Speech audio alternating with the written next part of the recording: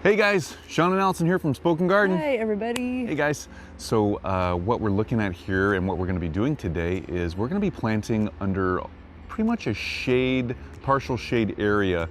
It just gets shade all day, so we're looking at planting shade-loving perennials that bloom all summer. I know, this has been on our list for a couple years now. Yeah, right. So we have a lot of different plants we're excited to talk about and show you and introduce you to. So we're really thankful to Proven Winners for sending us a lot of these plants. And some of the plants we actually transplanted from other areas of our yard, and we're just kind of amassing them in this area. Yep, it's a whole new landscape behind us here. This was all covered, you can see behind us here, it was all covered in vinca. I mean, it was just covered. And then lots of pine cones because there is a huge fir tree just behind us and above us here that you can't see. And so it didn't look that great. It was low maintenance, but we needed to redo it, refresh it. Well, here we are. I know, let's get started. All right, let's do this. So guys, this is a different angle without us in the shot, and straight on, this is the area that we're gonna be planting in. Again, you can see this whole area was actually just all vinca. It was covered, it was thick. There's some remnants of it back over there, but now we've got all our plants laid out according to spacing and how we want them. This is gonna be great. I know, we have about 35 plants we're actually adding to this area. And like we said, including a couple plants we just moved from other areas of our yard, and we'll show you those in just a minute. Yeah. So yeah, it might look kind of interesting the way we have everything spaced, but we're working with the mature size and width of each plant, and we'll introduce that to you in just a second. But you can see, you might spot a few hostas in the mix out there. And if you're familiar with hostas, they get huge. There. So you can see they're very well spread apart. Yep, each one of these hostas that we have here in these pots here, they get about 45 plus inches wide. So, I mean, they are gonna get huge, and that's why the spacing looks the way it does. So, and then everything else is spaced, just like Allison said, according to its mature size when it reaches that mature age. So guys, yeah, right up front in our new planting here, in this corner area, you can see we've kind of got a little corner here with the grass and the path. And so we wanted to fill this in. We overwintered this Calibrachoa, actually two of them, I think here, there's two plants. And, oh, nope, it's just, oh yeah, no, it is two plants. There it is. And so, yeah, we overwintered this. We want to plant it in the ground. We're tired of looking at it in the pot. So this is going to be front and center. This is a beautiful plant. It'll take part shade, part sun, so it'll be good. After that, now the new plants that we've got from Proven Winners here, these are dianthus. These are beautiful plants. This is Paint the Town Magenta. These little guys, they only get 6 to 8 inches tall. Now these are the same ones that we planted out in our front yard in last week's planting video. So it's fun to see these again. We're gonna have these in a little bit different area, different conditions where it's gonna be part to mostly shade. These guys in the front yard, they're in part to mostly sun. So this is a very versatile plant. Now you can see the spacing is kind of tight compared to all the other plants, and they only need to be spaced about 12 to 14 inches from each other. So we got them on center, 6 inches this way from the center of the plant and 6 inches this way from the center of the plant. And yeah, these guys are gonna bloom all summer. They're already blooming. We need to come in and deadhead them actually. There's some old blooms already on here. But yeah, so those are gonna be front. These are some of our smallest plants that we have in this planting, and then they're gonna taper up to the tallest plants in the back. So guys, next we have kind of a mix coming down this line after the dianthus here. We start off with begonias, and these are beautiful, by the way. These are gorgeous. Oh, knocked one of our guys over. Oops. This is the second layer in. We've kind of mixed some plants in here together, and what we have here is we've got tuberous begonias, and these are rose form. Now these came from Longfield Gardens. It was a Costco package that we got on the fly. So they're making their way over here. They're part sun, part shade. They're gonna do great here. These guys get about 14 inches tall.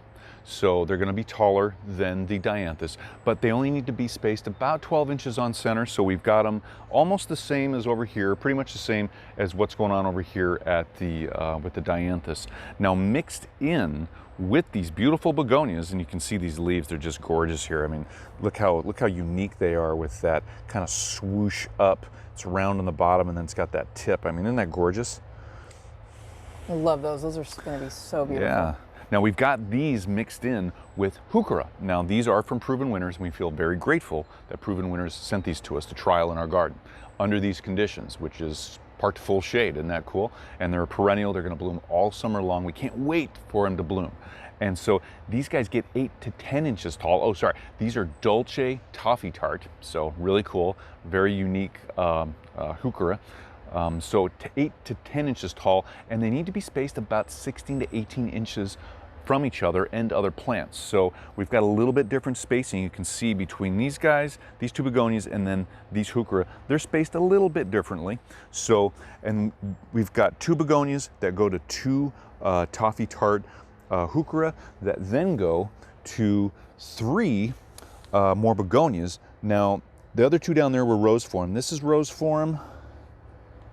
This is Picoti. That's beautiful. And now, you can see they still have those beautiful green leaves. We've got a little bit of burning going on here with some sun intensity. We didn't mean that to happen, but that does happen from time to time. But look at this. I mean, just beautiful plants. So we've got 2 begonias that we started with that then turn into 2 heuchera. Then we got 3 begonias. Then we go back to 2 heuchera. So it's Dolce Toffee Tart. And so we keep going, and we're going to end up here with not only 2 more begonias here, and these again are rose form, I believe. Oh, and this is Picoti. Cool. So we got a mix here, and you'll see those tags. You'll see the information on these up on the screen in their blooms. Beautiful, and the difference between the 2 is just gorgeous. Amazing. So to finish off this stretch here, we've got 2 other begonias. Now these were sent to us from Doom and Orange, which is partnering with the AAS winners, AAS, and All America Selections. And so they sent these to us to trial in our garden. Now these are going to be actually released next year, not this year, but we're trialing them in our garden now, and in the Pacific Northwest climate. Now we've got Begonia Iconia, and now this is called Sentiment Peach. And this is just a beautiful little plant here. Really looking good though, healthy. It's seen some interesting weather. Now, and then what we have over here is Begonia Iconia, and it's lemon berry. It's a little bit different. You can see the leaves are just a little bit different. They've got a little bit different coloring to them, slightly different shape, but not much, still a begonia. Now, oh yeah, look at that bloom. Wow. Love that. Amazing. Gorgeous. Now, these 2 begonias are a little bit different than the other ones we showed you, because these can take part shade and some part sun to full sun. They can take some real heat intensity, which is a little uncommon. It's a little unique for most begonias. A lot of begonias are basically part shade to most full shade. So these 2 are going to be right here, perfectly placed, because from this position they will get some sun intensity for about 2 or 3 hours during the day at the end of the day. So these 2 will do great here, and these other guys and all these other plants will do really well with part to mostly shade going this way. So with that, Allison's going to talk to you about the rest of the plants. Okay, you guys, so moving on with our kind of layering here, this is kind of the 3rd row, and it kind of zigzags. So we're gonna go that way and show you what we have. I am so excited about these. You guys know we love hostas, or if you didn't know that, we do. We love hostas. This hosta, like Sean mentioned earlier, is gonna get to about 45 inches wide.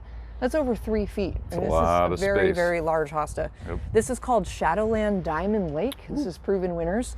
And this will get about 17 inches high. But it'll get big and full and just beautiful. And it has kind of a bluish colored leaf once it gets full mature growth. I don't know if you can see that yet. It may be a little bit of blue veining. Yeah, there's a little bit.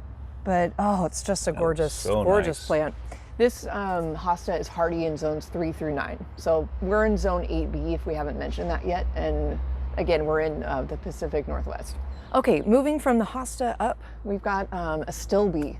Astilbe is a wonderful shade perennial because it's so colorful. And it has this beautiful kind of ferny, how would you describe this foliage? Kind of a ferny, kind of feathery, you know, very, very light looking. It's pretty. It's a compound leaf. It's beautiful. It's really beautiful, and it's gonna, as you can see on the screen there, it's gonna have these plumes of just feathery looking, kind of pinkish, fuchsia colored plumes of color coming up. Mm-hmm. We actually have, I believe, 7 of them. Let me see, 1, 2, 3, 4, 5, 6, sorry. 6 Astilbes kind of making up this back border behind the hostas. Now the Astilbe is going to get up to 24 inches tall. So that's, 2 feet, where this hosta only gets about 17 inches tall. So you can see why we put the Astilbe in the back. So that'll be a beautiful border behind this lovely, like rod-shaped leaf plant, which is the hosta. So we grew these actually ourselves in our greenhouse from Longfield Gardens, which another Costco purchase for us, because we've always wanted to add a stilby because we do have a lot of shade. So we're really excited to watch this grow and form this back border. So we're gonna move this way, and you can see we've got a row of hosta followed by a row of astilbe behind it. Now this is kind of fun. We had a small hosta in our yard that Sean, did we transplant this years ago? I can't remember where this came from. I think we bought this, and I think we planted it out in our garden because we didn't have anywhere else we thought we could put it at the time. So yeah, we had this in our yard, and actually our puppy that passed away a couple years ago ate this thing to the ground every year. Every year. And we weren't sure, we kind of forgot about it because she ate it, and then a couple times we stepped on it. We didn't choose a very good home for it originally, so we transplanted it here. Now the question mark will be, how big is this going to grow? And to be honest, we don't remember what cultivar this is, so we're not really sure about the height and the spacing, but we treated it like all the rest of the hostas. So that'll be fun to see what happens with this one. Yeah, it'll be a nice surprise. Yeah, it will be, definitely. So we have another Shadowland Diamond Lake hosta, another hosta here. You can see 2 astilbes, actually 3 astilbes kind of forming this back border here. We're gonna go over here. We have a couple plants on the outside that we want to introduce. Yeah. Now this one, it's kind of funny from a distance. It looks kind of like the astilbes, but it's not. I know, this is gorgeous. This is actually, this was sent to us by Proven Winners, by Color Choice Shrubs. And this is a trumpet flower. This is called Chiclet Orange. And the specific cultivar is called Tacoma, which is really close to where we live, Tacoma with an A, but this is Tacoma with an E. Now this attracts hummingbirds, so we're really excited to see it has these 2 kind of trumpet-shaped orange flowers that are just about to, they're gonna come into bloom very soon here. So this trumpet flower is actually gonna grow to about 4 to 5 feet tall. So we put it on the outside because it's so much taller than all the other plants we're adding. And this is just a great spot for it. We have all this native plant life behind it. This will just be a cool feature right here. This grows to about 2 to 3 feet wide as well.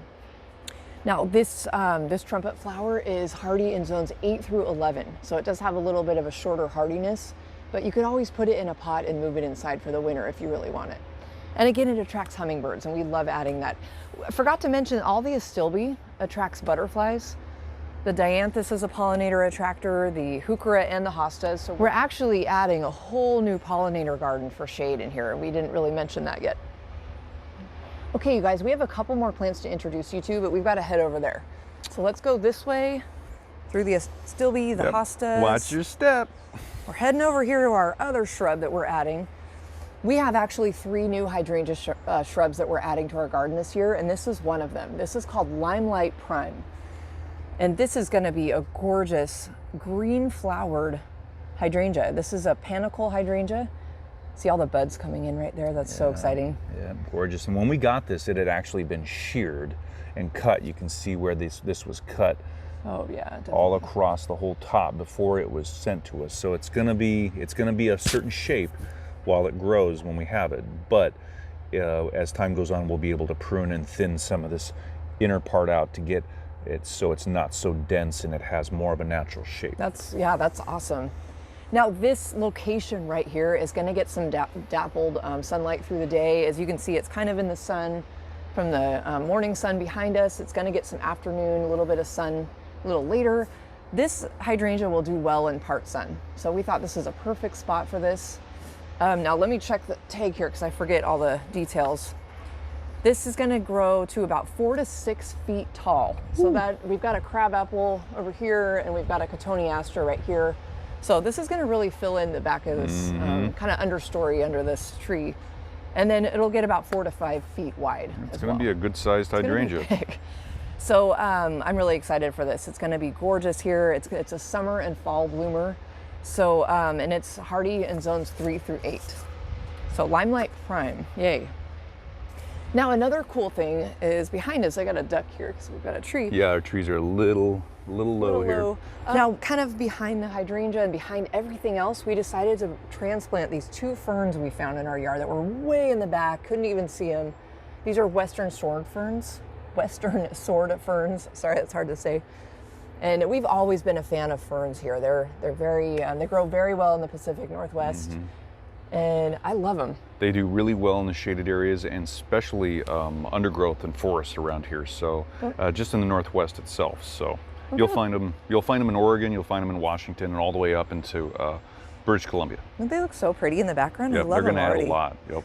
We also have we're not sure if this is a rhodie or an azalea coming back, so that'll be kind of an interesting thing. And we've got a beautiful yellow azalea right here. Okay guys, so before we get into this today, before we start planting, what we're going to do is we're going to show you our tools. We've got a battery powered drill. It's got a 3-inch wide and 7-inch long auger on it. This is by Power Planter. The link will be down below for that and this drill and our handy dandy trowel here by Corona. So we'll have that. And you know, to get the spacing right, we really like to get kind of persnickety about it and get exact, or as best we can. We use a tape measure.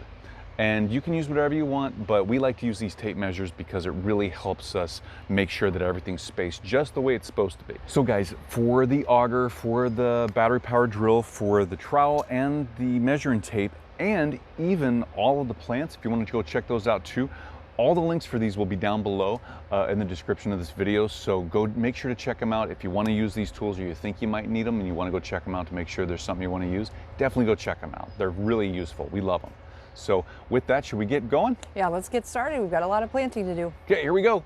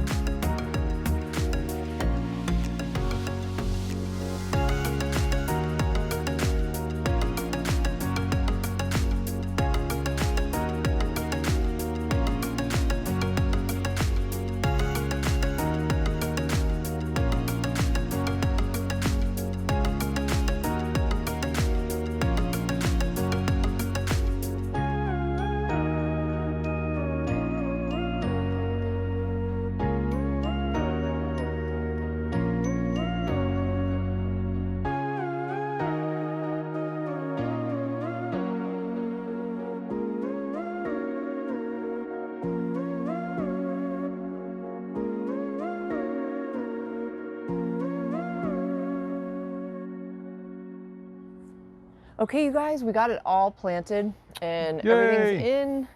Yep, got her done. Looks good.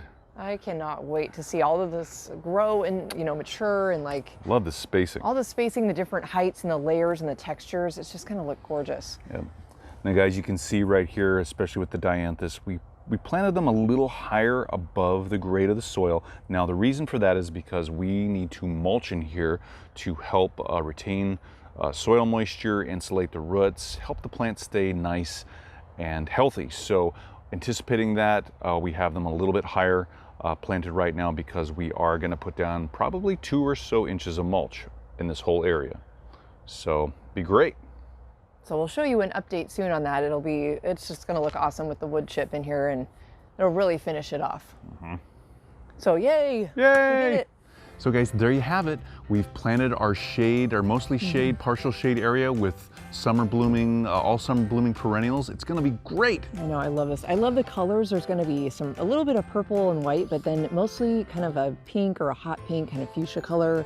And then the foliage, it's just gonna look gorgeous. Yep, and all the textures. all the textures, and then the fact that they attract pollinators. Almost every plant we added is a pollinator attractor. Yep. So And we had that's cool. we had our butterfly station pond over here anyway. That went away because it just got really gross because of the crows. So, Yeah, but, they kind of you know, messed it up for yeah, everybody. But yeah, so we're still kind of reinvigorating and keeping the butterflies over in this protected area. And the hummingbirds too, so that's awesome. So yeah, guys, you know, and if you're looking for any directions or steps on how to plant plants just in general, we actually have a whole chapter dedicated to that in our book, chapter 4. And our book is The First Time Gardener, Growing Plants and Flowers. We'll have a link down below in the description for you if you want to go check that out on Amazon. Yeah, and all the links to the plants, most of the plants you see behind us, other than the ones that were already in our yard, and all the tools that we used will be linked down below. So guys, with that, leave your comments and questions down below for us. We love hearing from you. And make sure to subscribe to our channel so you get updates on our latest garden care videos. Yeah, you guys, thank you for watching and for being here. And we'll be back with our next garden care video. So stay tuned for that and take care. Take care, everybody. Bye, everybody. Bye-bye.